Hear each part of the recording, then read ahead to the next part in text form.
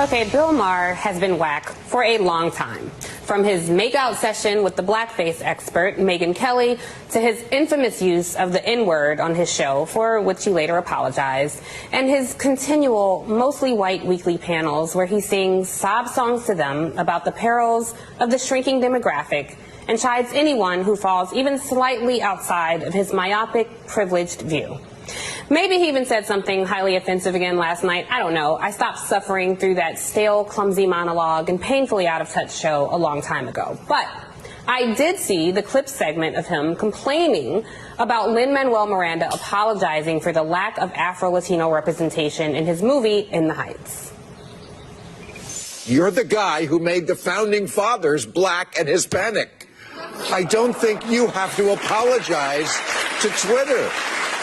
I mean, he's a Latino making a Latino movie with a Latino cast. Not good enough. Nothing is ever good enough for these people. They're like children.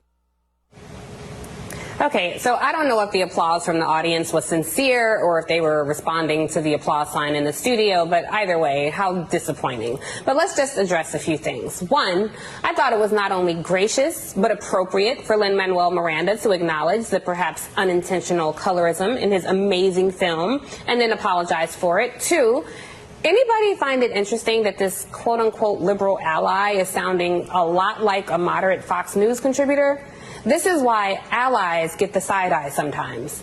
And three, Bill Maher, you do not get to tell people of color what they should or should not be offended by. Stay in your lane, Slim. Maybe instead of trying to invoke sympathy for Sharon Osbourne or making sure Tommy Loren has a space to spouse her BS, you should have more diverse panels of people who can explain colorism to you and systemic racism and how these things still devastate people's lives and livelihoods today.